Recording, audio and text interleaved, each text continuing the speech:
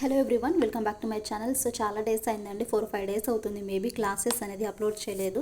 కొంచెం బిజీగా ఉండేసి క్లాసెస్ అప్లోడ్ చేయలేదు. అండ్ దాంతోపాటు నాకు కూడా కొంచెం సిలబస్ అనేది తొందరగా ఫినిష్ చేసేయాలి. అసలే మనకు 10th క్లాస్ ఎక్కువగా ఉంది కదా, హిస్టరీ కానీ పాలిటీ అంటే కొంచెం ఏం అనిపించలేదండి, బట్ హిస్టరీ అనేది కాస్త ఎక్కువగా ఉంది.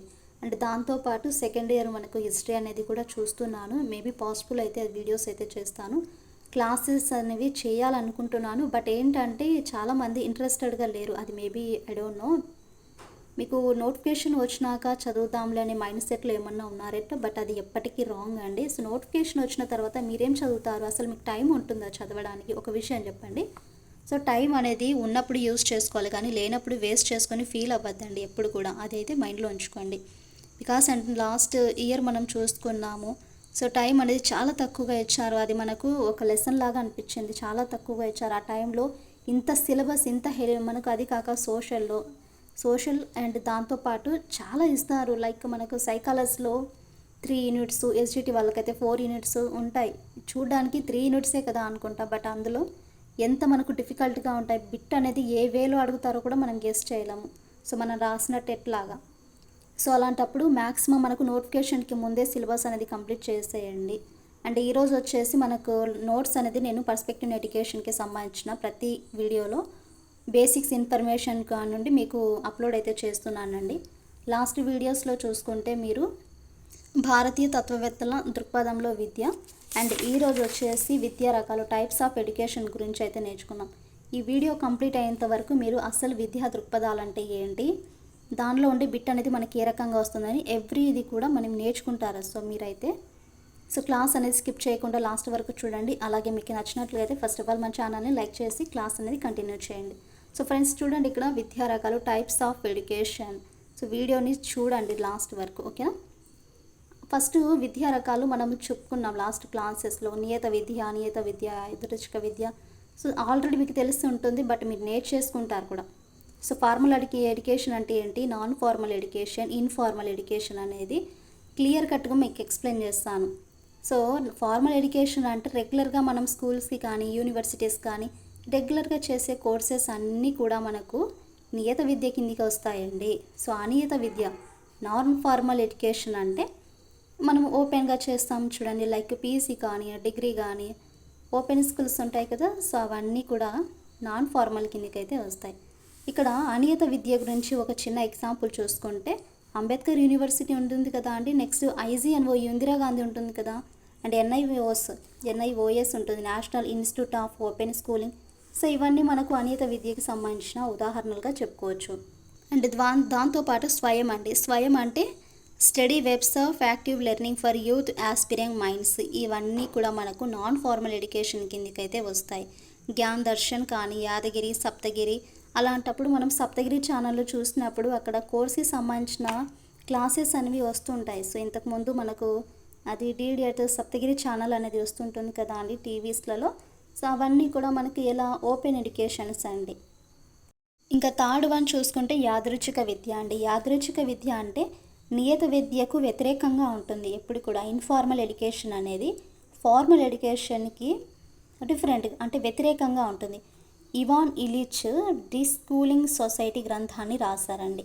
సో ఇవాన్ ఇలిచ్ అనే పర్సను ది స్కూలింగ్ సొసైటీ గ్రంథాన్ని రాశారు. ఈయన సమాజ అనుభవాల ద్వారా జ్ఞానాన్ని గణించడమే యాదృచ్ఛిక విద్య అనేసి ఈయన తెలియజేశారు. అంటే సొసైటీలో మనకు చదువు ఒక్కటే కాదు, సొసైటీలో పరిసరాల ద్వారా కానీ దేని వల్ల కానీ మనకు కొన్ని ఎక్స్పీరియన్స్ అయితే వస్తాయి, అవునా. సో సమాజ అనుభవాలు, సొసైటీలో ఉండే అనుభవాల ద్వారా మనం జ్ఞానం అనేది గణించడమే యాదృచ్ఛిక విద్య. ఫర్ ఎగ్జాంపుల్ చూడండి, ఇక్కడ మనం కుటుంబంలో ఉంటాము. శిశువు తొలి పాఠశాల ఏంటంటే మనకు మెయిన్గా కుటుంబం, ఫ్యామిలీనే తన యొక్క ఫస్ట్ స్కూల్ అండి. శిశువుకి తొలి గురువు ఎవరు, తల్లి. అండ్ మత సంస్థలు, సాంఘిక సంస్థలు, మత ప్రబోధకులు. ఇక్కడ మత ప్రబోధకులుగా ఎవరు వస్తారు, ఉపాధ్యాయులు. మత గ్రంథాలు వచ్చేసి విద్యా ప్రణాళిక. ఇవన్నీ కూడా మనము యాదృచ్ఛిక విద్యకు ఎగ్జాంపుల్స్గా చెప్పవచ్చు. ఫస్ట్ అంటే దేని ద్వారా మన జ్ఞానాన్ని గణిస్తాం, ఇక్కడ సమాజ అనుభవాల ద్వారా జ్ఞానాన్ని గణించడం యాదృచ్ఛిక విద్య. నియత విద్యకు వ్యతిరేకంగా ఎవరు మనకు తెలియజేస్తారు, ఇక్కడ నాన్ ఇలిచ్ అనే పర్సను ది స్కూలింగ్ సొసైటీ అనే గ్రంథాన్ని రాశారు. ఈయన మెయిన్గా ఒకటే అన్నారు, సమాజంలో ఉండే అంటే సమాజం యొక్క అనుభవాల ద్వారా మన జ్ఞానము గణించడం యాదృచ్ఛిక విద్య అనేసి ఈయన తెలియజేశారు.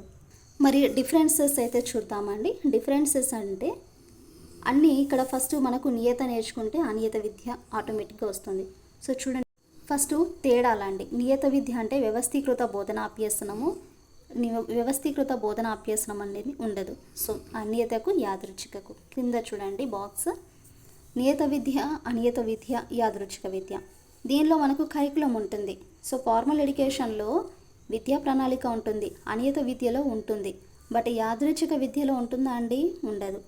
సో అప్పుడప్పుడు మనకు ప్రణాళిక అనేది ఉంటుంది, అవునా. ఇక్కడ నిర్ధారిత దినచర్య ఉంటుంది, బట్ ఇక్కడ టైం క్యాల్కులేట్ అనేది ఉండదు. సో టైం టేబుల్ అనేది ఉండదు, యాదృచ్ఛిక విద్యకు ఉండదు.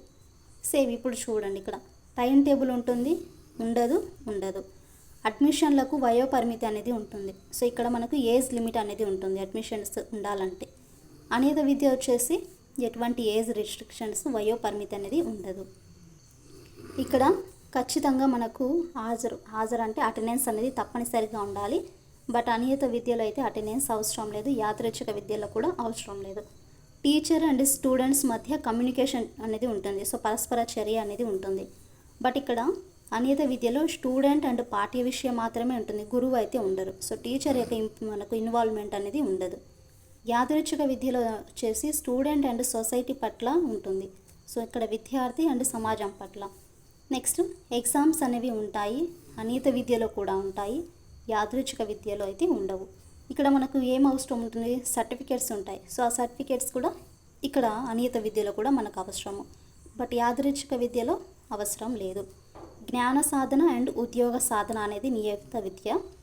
అనియత విద్యలో కూడా సేమ్ అండి, జ్ఞాన సాధన అండ్ ఉద్యోగ సాధన. ఇక్కడ ఓన్లీ జ్ఞాన సాధన మాత్రమే ఉంటుంది. మనకు గత టెట్లో అడిగిన కంటిన్యూస్గా ఒక బిట్ అయితే అడుగుతారు. సో టెట్ బిట్ అండి, MOOC అంటే మోక్ అంటే మ్యాసివ్ ఓపెన్ ఆన్లైన్ కోర్సు.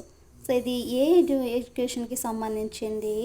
అనియత విద్యకు సంబంధించిందండి. మోక్ ఎప్పుడైనా కూడా మ్యాసివ్ ఓపెన్ ఆన్లైన్ కోర్స్ అనేది నాన్ ఫార్మల్ ఎడ్యుకేషన్కి సంబంధించింది. సో ఇది విద్యా రకాల గురించి చిన్న స్వీట్ అండ్ షార్ట్గా మీకు ఎక్స్ప్లెయిన్ అయితే చేశాను. సో అర్థమైందా అండి మీకు? ఫార్మల్ ఎడ్యుకేషన్ ఏంటి, నార్మల్ ఎడ్యుకేషన్ అంటే ఏంటి, ఇన్ఫార్మల్ ఎడ్యుకేషన్ ఏంటి? నచ్చితే మాత్రం, అర్థమైతే మాత్రం కింద కామెంట్ అయితే చేయండి. నెక్స్ట్ క్లాస్లో మనము విద్యా విధానాలు, మోస్ట్ ఇంపార్టెంట్ లెసన్స్ ఇవన్నీ కూడా ఇంకా సిస్టమ్ ఆఫ్ ఎడ్యుకేషన్ గురించి అయితే నేర్చుకుందాం. సో ఐ హోప్ మీకు వీడియో నచ్చితే మాత్రం please to like and share, subscribe to my channel.